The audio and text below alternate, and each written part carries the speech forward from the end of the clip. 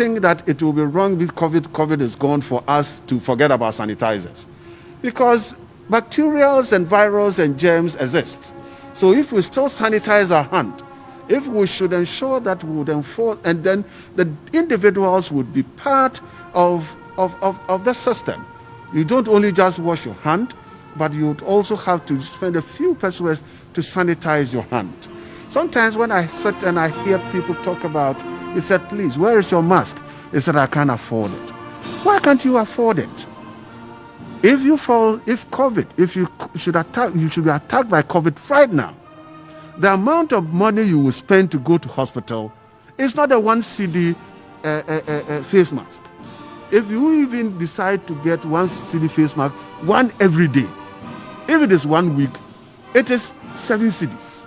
If you are put down by COVID, I don't think that you are going to spend anything apart from because don't let us assume that government is treating us for free, and so therefore for free we can afford to do this. It will get to a time the free would end. When the free ends, the last time I was listening to some data, and they said you would not spend less than 5,000 Ghana cedis to get yourself out of COVID. 7 cedis face mask to save your 5,000 Ghana cedis for your future investment. Which one is the best one? I think Ghanaians are supposed to understand that this is the time, this is a learning curve. Let's raise the learning curve and let's do it very well that it become part and parcel of our life. This is not anything new. Because from childhood, we used to wash our hands. From childhood, you used to make sure that you protect yourself.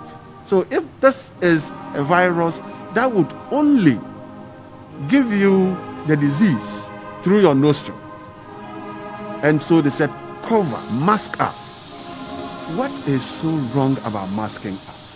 And I think we need to make sure that we don't even have to wait for the police to be brought in, and then the police should be assisted by the military, fire service, or immigration or customs to support this. They have a role that they have to do. Let each one of us play our role and make sure that we move on, and we move on very well.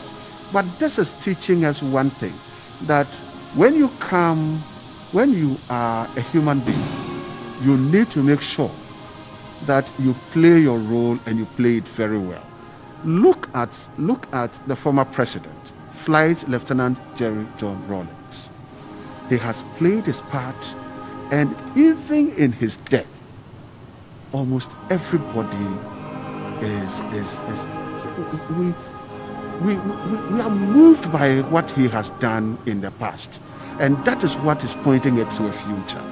Now, it is therefore incumbent on each and one of us to know that let's play our role, let's play it very well. If you're a soldier, you play your military role well. If you are a journalist, you play your role well. If you are a doctor, you play your role well. If you are a nurse, you play your role very well. And so therefore, we make sure that there is decency and there is control in society. And I know that sometimes I remember former President Rawlings at one Ujura festival. He spoke about the people of the Akuapins, and he said he never knew that there were generals like this from this part of the country. We have discipline, but what he would plead that the people should do, from the mountains should do, is to encourage that others would emulate this, others will learn this, and others will practice this. So I'm praying that the role of the soldier, the activities, the actions from the soldiers would not be intimidating us, but would encourage us to know and do what is perfect and what is right. You see, maybe it's something that we would have to be looking at, and then we'd see how best we can learn from each other.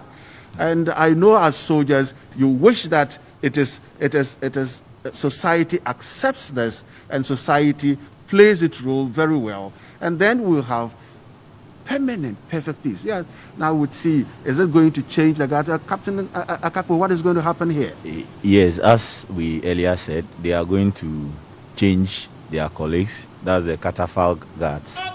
as my colleague here, Lieutenant T, mentioned, it's spaces between the timings of 15 to 20 minutes. So they are going through the relieving drills. After they are relieved, then they position themselves in the solemn manner in which they pay their respect to our former president. So what they are doing now is the relieving drills they are going through, and then they will move, and then those who just came will also be there for the next 15 to 20 minutes. So, but it looks as if you go for your kind, because if you see, look at the uniform. When they are coming to change, it is not that anybody walks in there and 4 people come in to replace, but they come in and then you see this uniform comes to replace this uniform. So it is is that the way it's supposed to go? That is the rehearsal we are talking about. We rehearse to know if it is Navy to Navy, the naval person will go to the naval person to relieve. If it is Army, an Army personnel will go to the Army personnel. So you don't end up seeing a Navy person going to change an Army person. It is rehearsed and we know where to go at what time and what to do at what time. So, but now looking at them, so when those are, we've seen 4 go out, 4 come in. Well, that 4 that had gone out, are they going to wait and they may come again, or that is the end of the day for them? Okay, depending on the time space we have for the day, if the number we have brought to go through the drills are exhausted, then they would probably come back. But I don't think they are going to come back again, because we have rehearsed and you know the timings that you are going to spend when you stand there. That is why we said from 15 to 20 minutes. So 15 to 20 minutes. If you have 60 of them coming, so 15 to 20 minutes, that means it's going to take the whole day.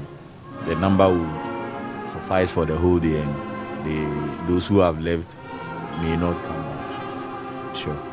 So, right. So, viewers, we're still watching the funeral of the former president, Flight Lieutenant Jerry John Rawlings, at the Kwame Nkrumah Conference Center.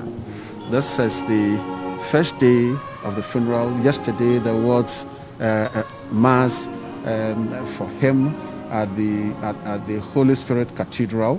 That was from 2 to 4 p.m. And then at 6 p.m. there was a vigil.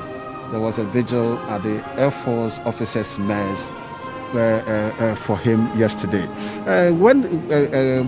As a vigil, Air Force Officers' Mess, military vigil, is it the same as the vigil for the civilians? Is that the same protocol?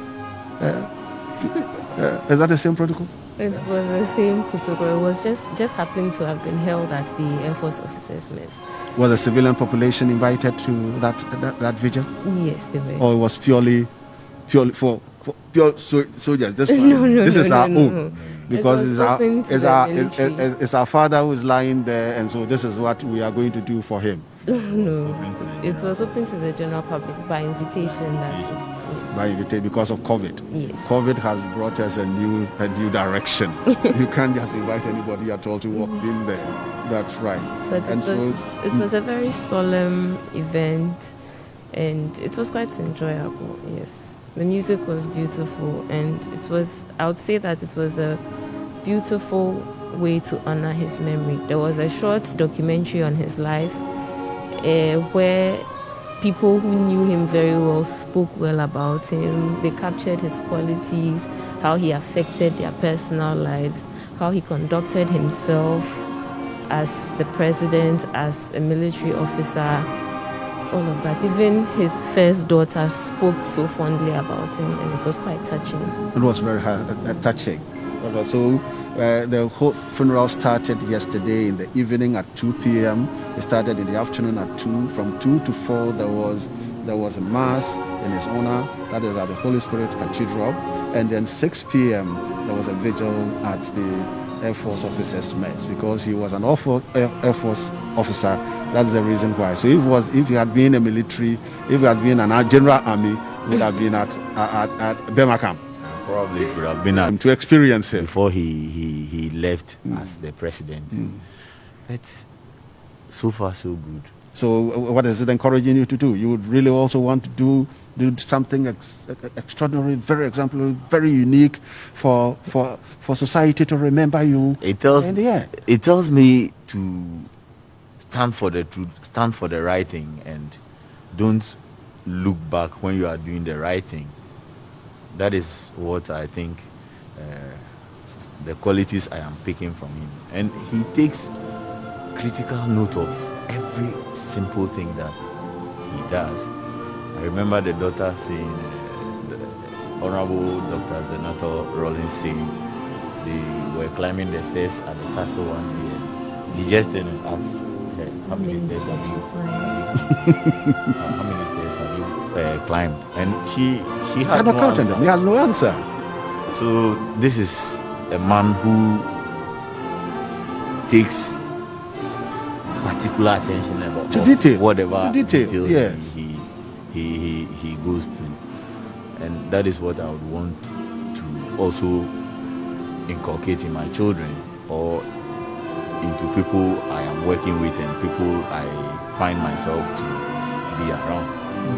That's it. So it's a clear indication that as a person, you really need to make sure that you know the values you stand for, and you have to live the values and let the values demonstrate what qualities that you really want to give to the people. We should not be you should not be ashamed of standing for the truth, and it's not all about property, it's not all about wealth, it's not all about, but it's about integrity. It's about the good deeds you do. Because if you look at it, now listen to the conversation, listen to almost everybody talking. We've not heard anybody say he was rich, he was. That is not what we hear.